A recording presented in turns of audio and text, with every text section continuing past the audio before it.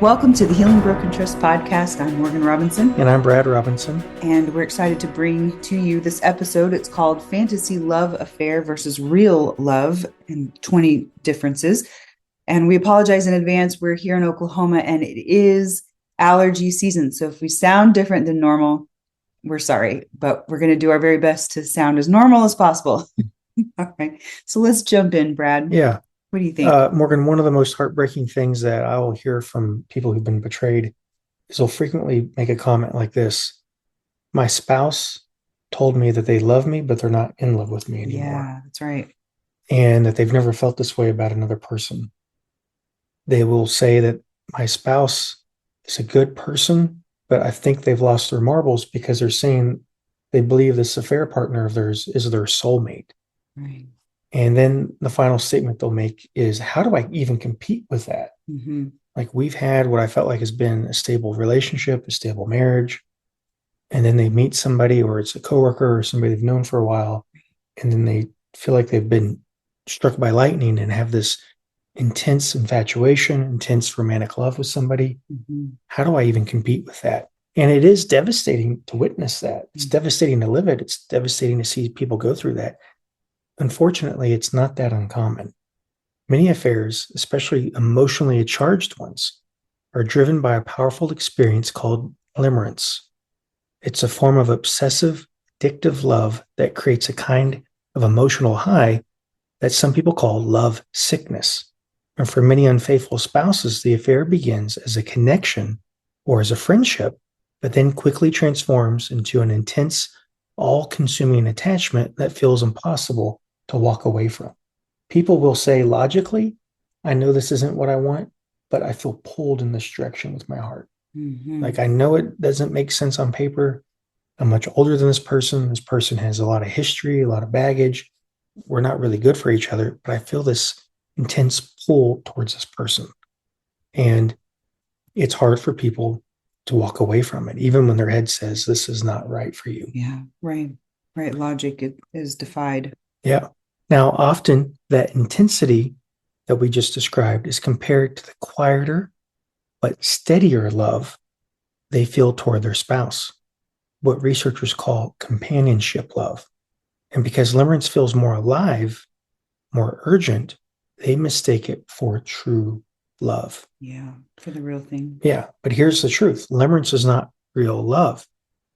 And companionship love, though less flashy, quote unquote, it's more stable, it's more meaningful, and it's capable of lasting a lifetime.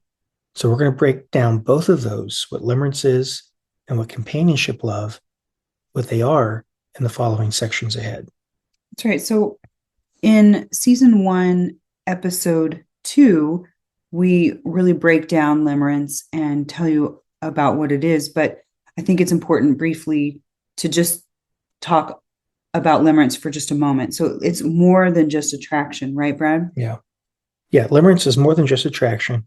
It's a state of emotional obsession and dependency that can feel euphoric one moment and devastating the next. It has certain characteristics that it goes by, like intrusive, obsessive thoughts about the affair partner. And part of this, Morgan, is, and this is really important because that's one of the defining characteristics of limerence beyond infatuation, beyond just having a crush on somebody, is you have intrusive, obsessive thoughts. Researchers have said that limerence, it's not OCD, but it can operate like OCD. It's not, technically an addiction, but it can operate like an addiction because addictions and OCD have intrusive, obsessive thoughts. So I don't want to think about this person. I want to move away from this person. I want to maybe move jobs. Maybe I've already tried ending the affair, but I just feel like I can't stop thinking about this person. It's like an obsession, but it's unwanted oftentimes. Yeah. And it can confuse people because if I have these feelings and emotions, then it must mean something. Mm-hmm. As humans, we're all about trying to figure out why things occur, trying to make meaning out of it. And if we start to have these intrusive thoughts, feelings about another person, we think there must be something significant about it. Right. It might be trying to tell us something about how our deeper thoughts. Yeah. Is the universe telling me this is my soulmate, is what people will conclude. So they'll have intrusive, obsessive thoughts about the affair partner. That's one of the characteristics of limerence. Another is mood swings based on how they feel like the affair partner responds to them. Mm-hmm. So if they are reciprocating, if they're giving me attention, if they're there, I feel high, I feel euphoric, I feel great.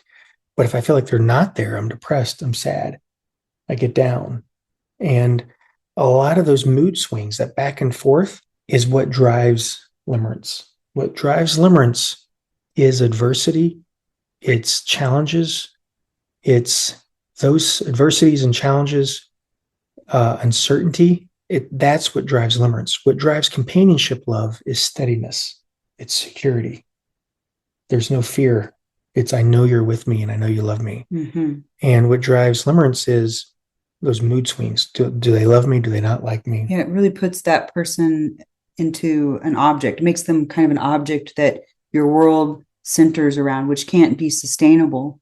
It's just not a sustainable way to live. Yeah, and actually that's a good way to describe limerence. That's how the original researchers of limerence described the person that they were in love with was as an object. Mm-hmm. Like you were in love with an object, not really a person. Right. Yeah. You were chasing the feelings that gave you, not the person. An idea of them. It's an idealized version of that person, but not really the human that is there. Yeah. And so, Morgan, that ties into the next thing that limerence is.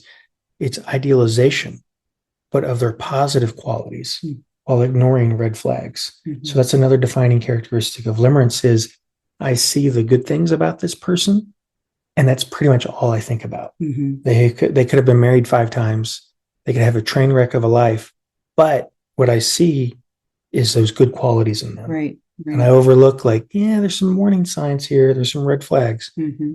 There's those emotional highs that they get from looking at this person, from idealizing them. And they get those same emotional highs when they believe that they're loved back. Mm-hmm. They're interested in me. This must mean something. Oh yeah. Yeah. They're placing meaning in things that are often not meaningful at all. They're just coincidence or something else. Yeah. And so there's emotional highs. That's part of that mood swings we talked about earlier. But then there's despair when that attraction and affection from them feels uncertain. Mm-hmm. Maybe they don't really like me. Maybe we're not going to make it work. Mm-hmm. I've met many people who've ended an affair that was limerent, who were grieving sometimes for weeks after the fact, like really genuinely sad, crying after it was over because it was really over. Mm-hmm. And they felt like they lost a part of themselves. There's also a preoccupation that overrides concern for family, their marriage, or even basic self-care for themselves. So this is important. They'll have a preoccupation that overrides concern for their own family. I've met people who've had limerent affairs. Well, they're in the middle of limerence. They're feeling this high. They're feeling this fantasy love. And they had this feeling like everything's going to be okay. Their children were old enough to know like dad is cheating on mom or mom's having an affair. And the parent says, you know what? Yeah, I know my kids are hurting. I know they're sad, but I'm going to choose this anyway. Mm-hmm. And the kids are like, end up hating dad, end up hating mom, never accept the affair partner as their new parent, even years later, because it's this person who destroyed my family. You think I'm going to accept them as my mom or my stepdad? You got to be kidding me. So I'm getting married. You're welcome to come, dad, but you're not bringing your new wife. Now we've had a child. You're not bringing her over. It fractures the family forever. But when people are in limerence, they think, yeah, they're going to be upset with me. And I know they don't want me to do this, but everybody will be happy in a year. This will blow over. They'll move on with their lives. They don't look at the full tolls of all of this, the full consequences of this. Part of what happens with limerence is that the person becomes emotionally hooked on the hope that their feelings are returned. They have there's a perceived reciprocity, whether it's real or imagined, that keeps the obsession going. This person wants me. They like me. They find me desirable. I find them attractive, maybe. And it's that push and pull dynamic of limerence, the challenges, the adversity, the impossible situation that I found myself in with them that creates the situation that allows limerence to thrive versus companionship love. We're going to talk about what that is in a minute, and then 20 differences between fantasy love of an affair and companionship love. But companionship love, there's usually not that kind of adversity there. There's a lot of stability. In affairs, limerence can develop rapidly. Dorothy Tinoff, the psychologist who coined the term limerence, found it can begin from a single meaningful glance, maybe a compliment, or the impression that somebody finds you attractive. And from there, it can snowball. Sometimes it's from a coworker, an existing friendship that you've had, but it grows quickly. And then people feel like, I found my soulmate. This is what all the love songs, all the movies are about. So if you're kind of listening to me talk about this and you're wondering, like, what is limerence? If you want a good movie reference to what limerence is, as a family, we're preparing to watch the new Mission Impossible movie. We have 4 kids now. Our 4-year-old boy loves Tom Cruise, loves the Mission Impossible movies. Mm-hmm. So the new one's coming out soon, and we have been preparing to watch those. And so we watched Mission Impossible 2, which has really got some great stunts in it. But that whole movie, the romantic storyline of that is like limerence. He meets a woman, and the first time he meets her, there's slow dancing. Yes, slow motion. The dancing, goes flamenco. Quieter. Yeah, everything stops, stands still, but it's only them two seeing each other as everybody else slows down in slow motion. Mm-hmm. And then there's a scene where he's talking to her and it's really windy outside and her scarf blows off her neck and he grabs it and he pulls it back and puts it on her. And it's like slow motion. That's limerence. But we see it in the movie and you're thinking, okay, that's kind of neat. Or maybe you don't even really notice it. But in real life, that's what people in limerence are often feeling, mm-hmm. is that time slows down. There's this real infatuation that somebody has. And relationships often do start with kind of an infatuation like this, but they go on to develop more of a companionship love. So Morgan, what does companionship love look like? What does real love look like? So companionship love is often misunderstood, especially when it's being compared to the intense emotional high of limerence. At first glance, it may seem less exciting or passionate, but in reality, companionship love is actually stronger, it's safer, and far more sustainable. This kind of love is built on a shared life, emotional trust, and deep connection. It doesn't depend on uncertainty or idealization. It thrives on knowing each other fully and choosing each other daily, even when it's hard. So it's a different kind of adversity. It's real life adversity. It's, having a child together. It's choosing each other when things are difficult. Mm-hmm. Unlike limerence, which is reactive and emotionally volatile, companionship love is grounded. It has roots. So here's what companionship love tends to look like in real life. So it's predictable. There's predictable emotional closeness. You feel calm and at peace around each other, even if life is hectic. There's a deep friendship there. You genuinely enjoy each other's company. You laugh at inside jokes and talk about everyday things. So you're sharing everyday life with each other. You really get to know that person, all the warts, all the things. There's a mutual respect. You admire one another, not just for your good traits, but for how you handle life together. All of the developing of a person's character, their personality. You've seen it when they were young, and now you see it when you're older, and just all of the things that have come, over time. You admire that growth that they've had over time. There's history. You've been through things, job changes, parenting challenges, health scares, and you've come out stronger. So I think, Morgan, that's an important statement you made. Companionship love as history. Mm-hmm. You've seen each other, you know each other. Limerence doesn't have history. Yeah, right. Limerence is something that usually is experienced at the beginning of a relationship. Mm-hmm. There isn't history there. And honestly, if you have enough history with somebody, you begin to not idealize them enough or idealize them at all because you see who they really are. And that's where companionship love says, I still choose you. Mm-hmm. I still would pick you again because I know who you are. I've seen all of you and I still have this deep respect for you. So the next one is there's got to be commitment through the mundane, right? You show up, whether it's helping with the dishes, staying up with a sick child, or navigating the in-laws. You do life together, all of the ins and the outs, the goods and the bads, the ups and the downs are all done together. Those mundane, everyday things. And then there's that safe emotional space. You can talk about fears and dreams and insecurities without fear of being judged or abandoned, right? Because we have more than just, oh, you're pretty, oh, or you're whatever, you've got a nice car, or whatever it is. It's deeper than that. It's, I know you're with me. I'm connected to you beyond what you have or what you look like. And so this is the kind of love many couples share before an affair happens. But over time, it may be buried under exhaustion or unspoken resentment or emotional distance. And that doesn't mean it's gone. It means it needs attention and it needs care. The beautiful thing is companionship love, it can be reignited. And when couples heal after betrayal, they often find that their post-affair relationship feels more emotionally honest, more connected, more resilient than it ever was, which is the beauty of going through adversity together. Obviously, we don't want to have to go through this adversity, really, ideally, of infidelity, but you can come out the other end stronger and better because of it. Not that we're happy that it happened, but it can be, you can have a better marriage even after.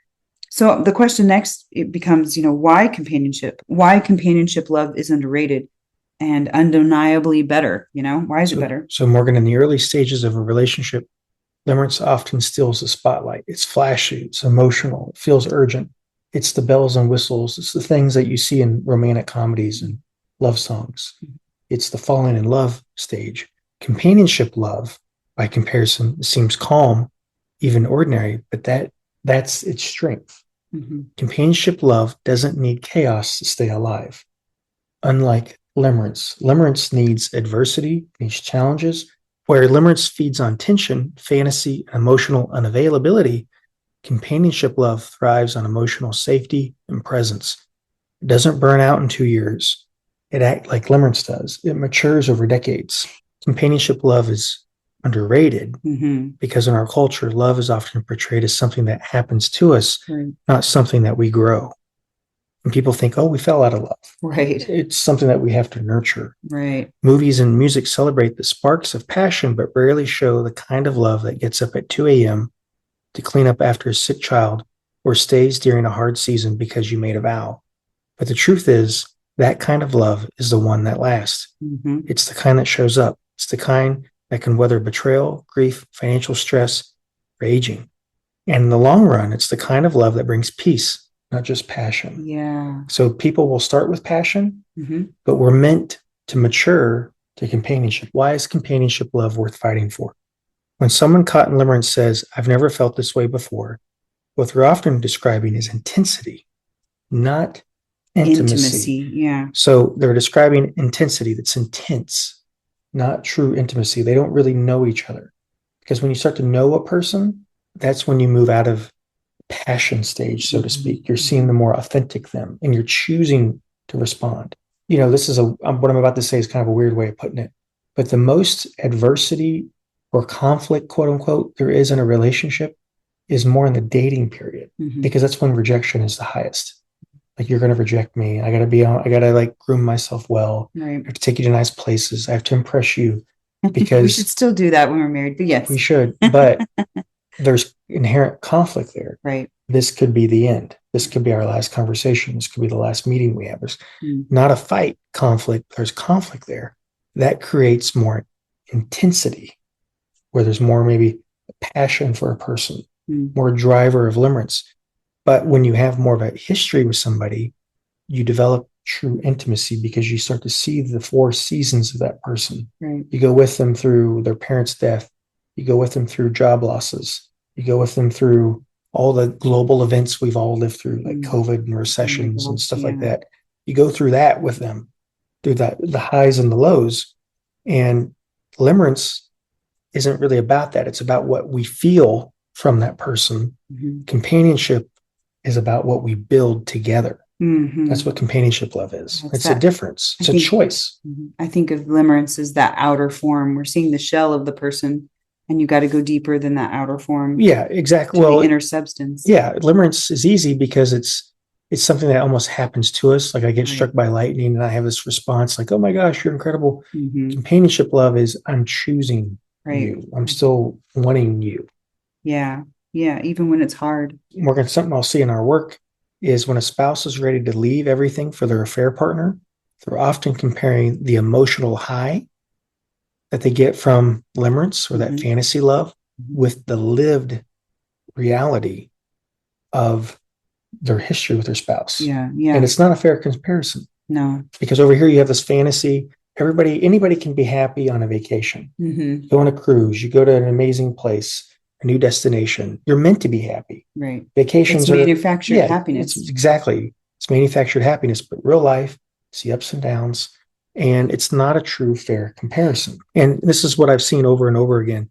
There's spouses who felt out of love who rediscovered deep connection through intentional healing. Mm-hmm. So I've seen that where people, quote unquote, fell out of love and they rediscovered deep connection through intentional healing. And I've seen where couples who felt disconnected were able to rebuild trust and passion. And I've seen marriages that were nearly destroyed by betrayal become the strongest relationships imaginable. Companionship love is not second best, it's the real prize. Mm-hmm. And when it's nurtured, it doesn't just survive the storm of limerence, it can come back stronger than ever. Yeah, that's right. Yeah, it's a deeper friendship. Yeah. The person, because I think as a human, everything we want to be known and to know, right? To love and be lovable, to know that we are that. And the person that you're with is reflecting that to you, confirming the fact that you are lovable and that you are loving. And in limerence, you don't get that. Yeah. Kind of this next part is, why does limerence feel more powerful when it really isn't? Feels like falling in love for the first time, like we've kind of already alluded to. The brain floods with dopamine and adrenaline and making the affair partner seem perfect, right? Irresistible and even magical. And add a little adversity, like having to hide the relationship, and the intensity can skyrocket. In fact, adversity feeds limerence. When there's distance or uncertainty, the longing grows stronger. And this is why a spouse stuck in limerence often can't stop thinking about the affair partner, even when they know they're risking everything, like you've mentioned, their family, their home, their integrity. But here's the key: limerence, it doesn't last. And it's been shown to fade within 12 to 36 months, especially once real life stress replaces fantasy. And when it fades, it leaves people disillusioned. Many who leave their spouse for the affair partner find that they've traded stability for chaos, and they deeply regret it. Morgan, let me talk about that for a second. I've had people who felt this fantasy love of limerence, and they leave their spouse who they had real good companionship love with. And 12 months pass, 36 months pass, limerence fades. And they will frequently say, and I've heard this from several folks, the relationship we have now is no better than the relationship I left. Mm-hmm. We put our children through hell. We put our families through hell. We put our exes through hell. And the relationship we have is no better than the relationship we left. Mm-hmm. And they're racked with guilt because now they have all these fractured relationships for something that they thought was passionate. Mm-hmm. That was amazing. It was way better. Yeah, that was way better. And it was amazing sex and amazing whatever. And it's like, we're left with something that's not even any better. No, it's actually worse because I don't trust you. So now they're left with something that's even worse where they don't trust each other. Their children don't like them. Their children definitely don't like the new parent or mom's boyfriend or dad's girlfriend, even if they're not married. So Morgan, companionship love, on the other hand, often doesn't get a chance to shine until limerence burns out. That's because the steady presence of a loyal spouse doesn't produce the emotional spikes that limerence does. But it's exactly that steadiness that makes it the kind of love you can build a life on. There's a danger of comparing a fantasy to real life, right, Brad? Yeah. So when an unfaithful spouse is in limerence, they often compare their spouse, who may be tired, hurt, or dealing with real life stressors, to the affair partner. So they're comparing the spouse to the affair partner, who represents escape, excitement, and affirmation. So it's not a fair comparison. You're comparing someone who knows your flaws to someone who sees your highlight reel. someone who loves you through the hard stuff to someone who only knows the polished version of you, someone who's been building a life with you to someone who's been avoiding reality altogether. So that's very important. That's the danger, definitely. Renowned relationship expert Dr. John Gottman has spent decades studying what makes relationships succeed or fail. His research confirms what many betrayed spouses need to hear. Real love, the kind that sustains a marriage, is not built on limerence. It's built on companionship. According to Gottman, many people who stay happily married for decades don't start out madly in love in the way limerence makes people feel. Instead, they describe their partner as their best friend. Their connection is rooted in trust, emotional safety, shared values, and a deep understanding of each other, not in romantic obsession or emotional highs. This kind of companionship love is far more stable and reliable than limerence. While limerence thrives on unpredictability and fantasy, adversities, chaos, companionship love thrives on emotional availability, mutual respect, and consistent care. Gottman found that couples who build a relationship on friendship rather than passion alone are significantly more likely to go the distance. Gottman's research also shows that limerent affairs rarely translate into lasting, fulfilling marriages. So this is important. In fact, couples who leave their spouse to be with an affair partner, especially those that started in the heat of limerence, are among the most difficult to help in therapy.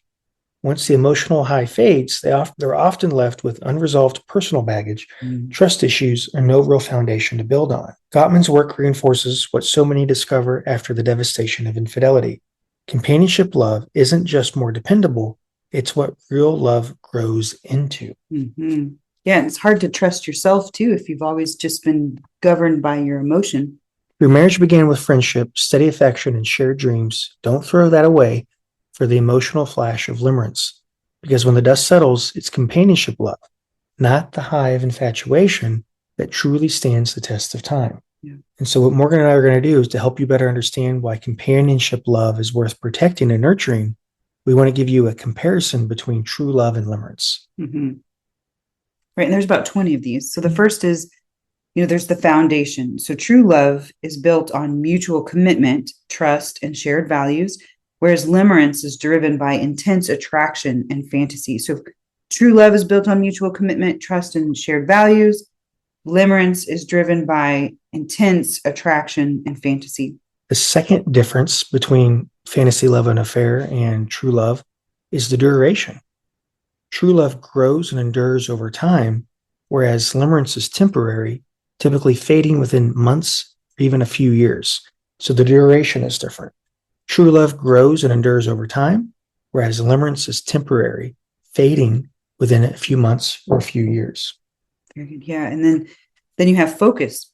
So true love prioritizes the partner's well-being. Limerence fixates on personal emotional highs and validation. The focus is different. True love prioritizes the partner's well-being. So there is others focused. Limerence fixates on the personal emotional highs and validation, how I feel around you, how I feel around you. Okay. Yeah. One is true love is focused on service and the good of the other, the well-being of the other. Limerence is focused on me chasing a feeling that you give me. That you give me. Yeah. Number 4, the fourth difference between true love and the fantasy love of an affair is stability. True love fosters emotional stability, whereas limerence creates emotional volatility with extreme highs and lows. There's not a balance there. No. So stability. True love fosters emotional stability. Limerence creates emotional volatility with extreme highs and lows. Yes. And then 5, we have reciprocity. True love involves mutual effort and care, whereas limerence can be one-sided, thriving on idealized perceptions. So there's that reciprocity, the give and take. True love involves mutual effort and care, whereas limerence can be one-sided, thriving on idealized perceptions. Yeah. Number 6 is fantasy versus reality. True love accepts a partner's flaws. Limerence idealizes the other, ignoring imperfections. So true love, I see you, I accept you for who you are, I take you as you are. Limerence overlooks those flaws and faults, and it idealizes that person, ignoring imperfections. This is why everybody around Somebody who's having a limerent affair is like, you have an affair with them, that That person. doesn't make sense. It doesn't make sense. You cheated down. Why them? Mhm. Yes. And then we have selflessness. So true love involves sacrifice for the partner's happiness, whereas limerence is self focused, seeking personal fulfillment. So again, it's selflessness. True love involves a sacrifice for your partner's happiness, whereas limerence is self focused, seeking personal fulfillment. Yeah. The eighth difference between true love and the fantasy love of an affair is the depth of the love that's there. True love encompasses emotional, intellectual, and physical connection. Limerence is primarily emotional and obsessive. Mm-hmm.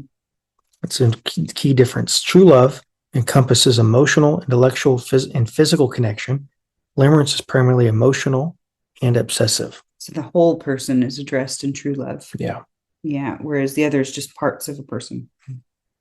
So, and then the ninth is security. True love builds trust and security, whereas limerence breeds insecurity and fear of rejection. So, security, true love builds true love builds trust and security, whereas limerence breeds insecurity and fear of rejection. Yeah. 10th difference between true love and the fantasy love of an affair is about control. True love respects boundaries in somebody's autonomy. Limerence feels uncontrollable, like an addiction.